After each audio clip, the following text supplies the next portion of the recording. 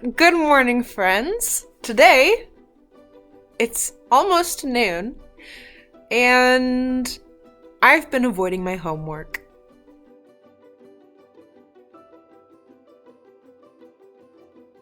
I would like to bring you along for some lore building today. We've talked about it a lot if you've watched a Get Ready With Me's. Get Ready With Me's. These Get Ready With Me's, I've told you all about the continent that I'm building for the world of my TV show. And today I guess I'm just more motivated if I'm not doing it alone. So you're coming with me. If you like what you see, hit that subscribe button. Also, tell me in the comments and in the like button below that you like this video so that I'll know whether or not you want me to make more. I'm gonna spend 5 minutes cleaning up and putting warmer clothes on because I'm freezing right now. And then we're going to get started building a continent and filling it with content. I did not put warmer clothes on. I'd like to say I tried. But I'm not even sure if that's true. So between last time and this time, I did name all of my cities. So that's exciting. I'm pretty proud of these names too. I did indeed use Fantasy Name Generator, but I basically took some of their names and modified them so they're still my names. There's a city called Bontil. There's a city called Atrasa. There's a city called Priori. That's the one that's right next to the pretty trees with pretty leaves. There's a city called Nanbu. There's a city called Filmuth.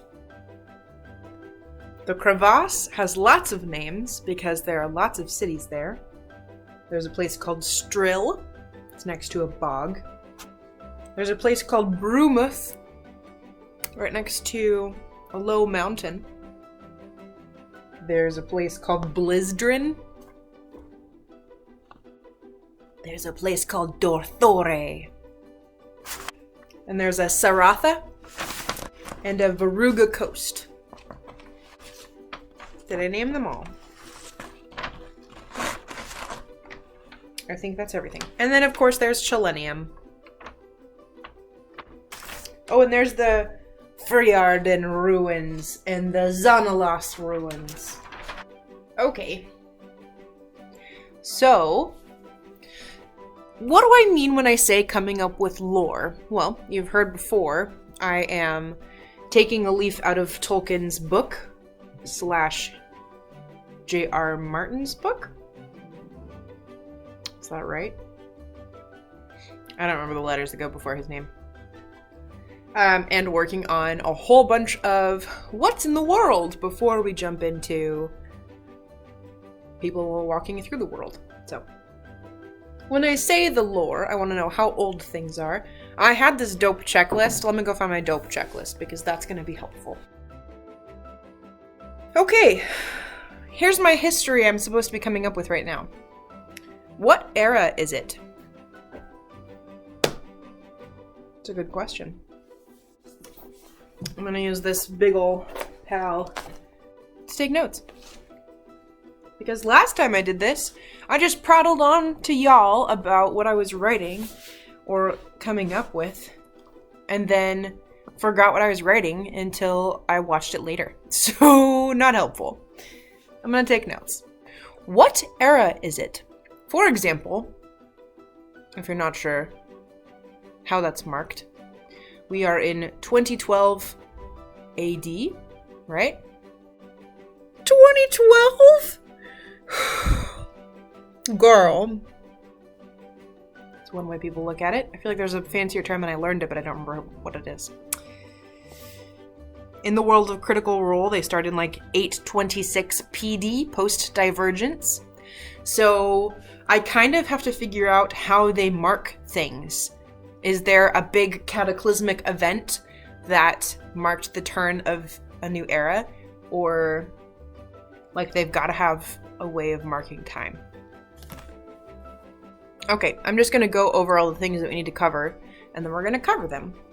It might take a long time, but it's what I signed up for. Okay, what era is it? Question number 1. How are class, leadership, royalty, etc. established? We here in the grand old USA have presidential elections, and we get to elect people. That's not always how societies do things. I feel like that's obvious, but I have to decide what this society does in that regard. Maybe those two things are related. Maybe the era marked the turn of a new monarch.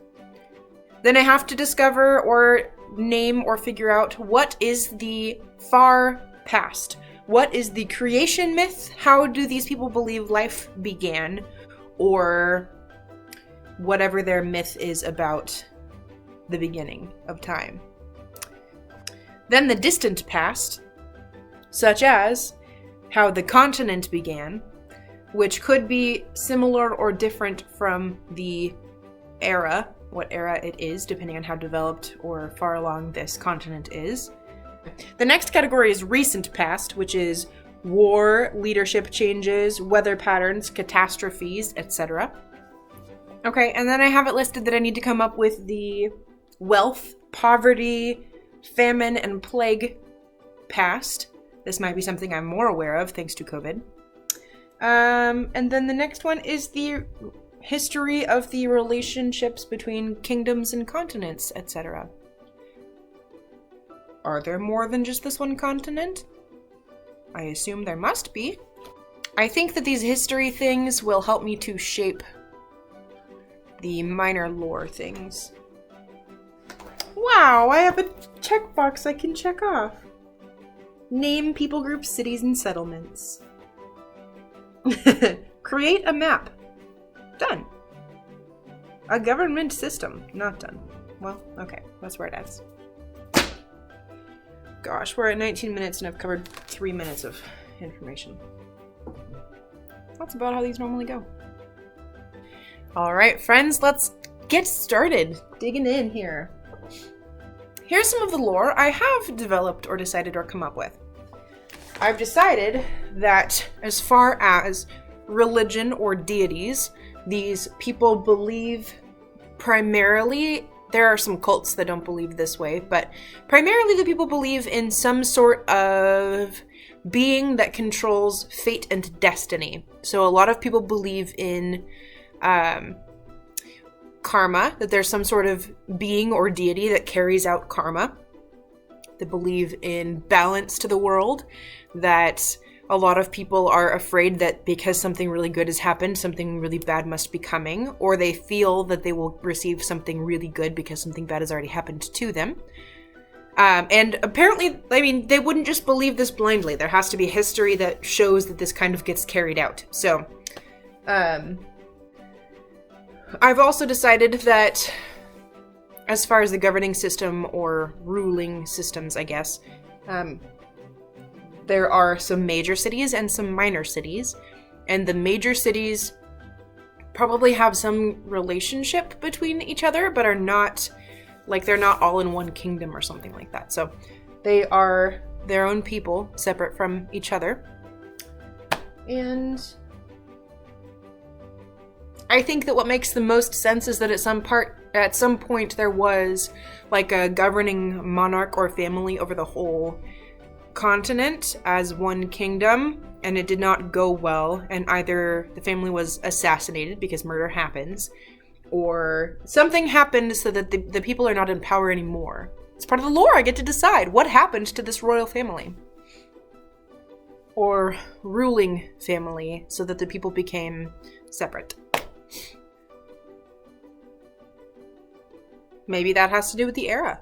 Maybe it's only like, man, I tend to go to the even hundreds. So there's like history that happened at the 200, 600, 800 mark in my other world. What if I just roll some dice to figure out what year it is?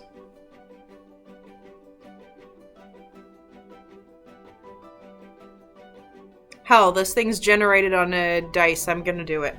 I'll be right back. I'm gonna get some dice. I grabbed Crimson's dice. They're all... You know, Crimson's dice are pretty good for a fate world. They're all purple and black and red. Would you like to see my roll of the dice? Here we go. Don't judge that my tiny Christmas tree is still up. Here we go. 528. The year is 528. You feel more included? Got to see my dice rolls? You know I'm not bluffing. Thanks, Crimson Dice. The year is 528. That's what I just wrote. So my friend who's a dungeon master wrote that we're in the third era in his world.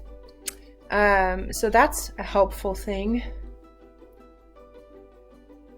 The third era. I don't know. How do I tell these people what era they're in? Okay. There are ruins. Well established that there are ruins. So it's at least the second era on this continent. Probably. What if I just roll another dice to figure out what era it is? The D6 is going to be for what era it is on this continent. 6. Apparently it's the 6th era.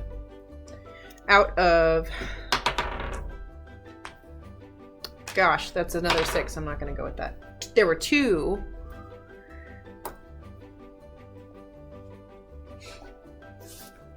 In this ruling style. How's that? Gosh, that doesn't make sense. Maybe that means there have been 2 centuries in this ruling style, but it's the 5th. I don't know how to make eras. Well, maybe that's like it's the 21st century, but we're still in the 2000s. It's the year 528, but we're in the 6th century. Okay, I'm gonna switch to that. There's a lot of scribbling out in these notes. So now I have the year is 528. 6th century, 2nd era. Do these people measure centuries? Era of what? I don't know. Maybe we'll figure it out as we go. Okay, I'm going to teach you a lesson that I learned in art school. Maybe you already know this lesson. Maybe you need this lesson.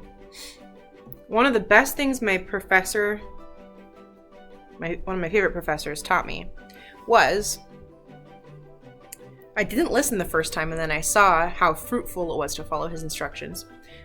He said, don't do your whole project of, 6 pictures or whatever all at once. Do them in stages and complete one stage over the whole project and then the next stage over the whole project. Otherwise, and this is what happened with me, you'll complete one whole one, but your drawing style will get better and you'll get in the groove and the styles will be different in the different pictures that you draw. So one of the reasons that it totally works for me to skip around a little bit, is that I'm doing this sort of in drawing stages, so that the whole continent doesn't feel like this part's really well established, and this part I barely touched on before I skipped to the other part. Does that make sense? So it's okay that I've now established the year, the era, the century, and next I'm going to work on the leadership. Because doing it in stages means that my ideas build off of each other continuously. I feel like it's like you could do the same thing with like designing the layout of your living room if you're getting ready to do that. You could figure out a color scheme and then figure out a furniture scheme and then compare notes. And if they don't go together, change one or the other. That way you're not like, I figured out the color scheme, I'm gonna paint the walls. And then you paint the walls and then you're like, okay, I need to pick out furniture, but oh my gosh, now these things don't go together, but I really want this furniture style. Does that make sense? Stages. Okay, next question. How is class, leadership, and royalty established? Well, we talked about that a little bit, I think in the previous era, or one of the previous centuries, probably the previous era, because I think that makes the most sense. Leadership was probably established by nobility in some way. There are no perfect systems. I think it's going to be a little more, what's the word that I'm looking for? Discordant? Shalenium is the city that my TV show starts in, and it's led by a council of people. I'm working on making them interesting characters so that my council is more functional, I guess. I imagine that the crevasse has some sort of council or union leadership because it's a whole bunch of different people groups who each kind of have their own ruling inside, but also have to work together with the other cities for supplies and peace. Or maybe they don't have peace. They do have to work together, though, for some of the supplies. So maybe they just have a working relationship with each other. And it's not wonderful, but it's functional. Yeah, so I think the leadership is going to be dependent on the city, especially in the major cities. But then there are some minor cities. And I've got them labeled by major and minor, and then there are some just like small established people groups, like Nanbu. I also imagine that a lot of the minor cities have made some sort of pact or deal with the major cities, some of them, for the purpose of being protected, being connected, transferring product or supplies between people groups. Trade routes are a thing you have to have. I will establish which ones are connected here and there later. Okay, that doesn't really establish how class and leadership are established. I'm just deciding what kind of leadership they have. Or what kind of relationships they have. I mean, most of the time class is established by money, which sucks, but it's true. Is there a way that I could build a twist into this so that the way that money changes hands is different? Or do they have another kind of system? Ooh, maybe especially relating to fate and karma. I think similar to the concept of like making reparations, which is a thing that like I feel like we here see that as like a noble thing to do, but maybe it's just an established thing that if you have ruined something in order to not face the wrath of the gods or god, deity, whatever, people have to make reparations somehow. And maybe some sort of court system decides that, and maybe the court system is corrupt. Now I just want everything to be corrupt. So here's the thing. The deity that I invented is inspired by... I've been playing this game called Hades, and it talks about Greek mythology, and one of the entities that you can meet as a deity using they-them pronouns with, well, essentially... this deity is called Chaos, and Chaos is like the beginning of everything, beginning of time. And in the game, you kind of get a boon that's a blessing and a curse. You get this gift from Chaos, and it's like, for the next 4 encounters that you have with your enemies, this bad thing will happen to you. After that, you get this cool reward. So it's about balance, and you have to decide which ones of those things are worth it. And so this deity is designed after that deity. I'm going to change how it works because that one, my only understanding of that one is relative to the mission of the game, but this one can be different. Wouldn't it be wonderful if we lived in a world where everyone that hurt you had to make reparations or face the karma of some major deity? That would be really cool. Just, you know, like... someone hurts you, they're an asshole, they refuse to apologize, and they get struck by lightning. Gosh, wouldn't consequences and accountability to people in power be wonderful? It would definitely mean we have to apologize a lot more frequently. Note made. Reparations are now part of the world. Okay. I still did not decide how leadership is established, but I think that's probably different under each city. So that's going to be not a world history generalization. That's going to be an individual place-by-place marker. Okay, now the far past. How did these people believe that the world began? Maybe they believe the world has always existed. If they have a deity, they probably have a creation myth rather than an evolution myth. Maybe a little bit of both. I think a little bit of both is probably doable. Okay, I'm just gonna stick with the basics. The world's always existed and then people appeared. We can figure out later how the people appeared. I have this problem running into how the continent began, where, like in American history, I don't want to gloss over by any means the story of, like, Native Americans, people who were here before Christopher Columbus. Like, I don't want to gloss over that, but if it happened here, it probably happened other places. Maybe it's naive of me to not know that it happened other places. So I don't want to write about a continent where there were already people and then more people came and took over, because some of that history, a lot of that history is horrendous and wrong.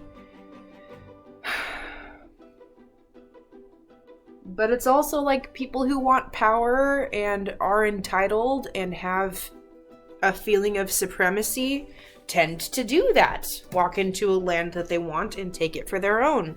I mean, most of history is people trampling people. It just happens and sucks. So I'm caught between writing that and trying to do it a service, and not writing it because I don't want to misrepresent people. I have a lot of, if you haven't been able to tell by my other videos and stories, I have a lot of fear of misrepresenting someone's struggle or problem. I don't know.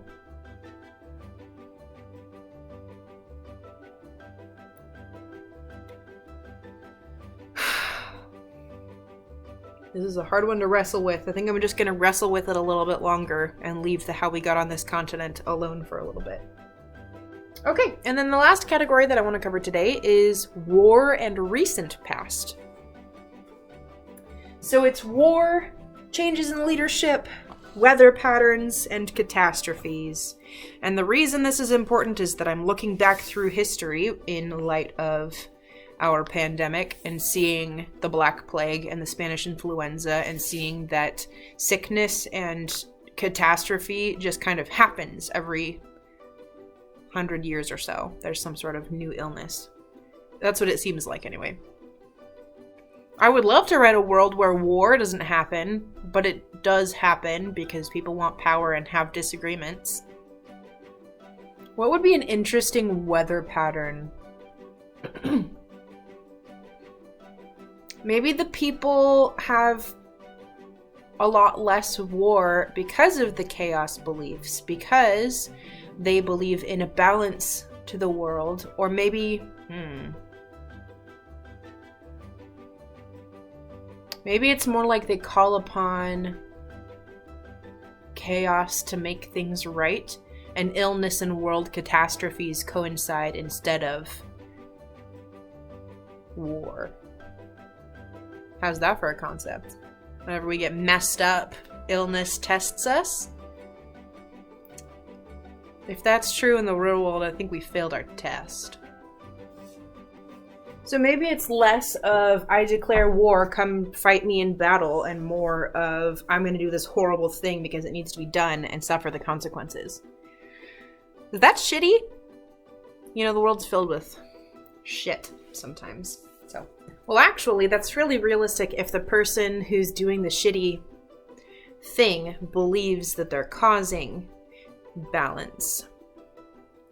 That's probably one of the corrupt mindsets in the world, is that there are people who have power who believe that it's their job to carry out some of the balance. I hate that. But in that, it's probably a good idea way. Well, I think I pretty much nailed it for my first layer of lore going into this continent. Thank you for joining me. I hope that you enjoyed this kind of strange get ready with me building a world of lore. I would love to hear your input. If any of my ideas are striking you as strange or have inspired some sort of line of thinking in you, I would love to hear what you're thinking about. So go ahead and comment below, and I will get back to you, I suppose. Thank you for not making me do this alone. Thank you for being with me, friends. Today was a lot more productive, I feel like, than the last couple of times, though, as we discovered, processing out loud is helpful for me, at least, to figure out what we're doing. So, thanks for being here, and I will see you next time. Okay, bye!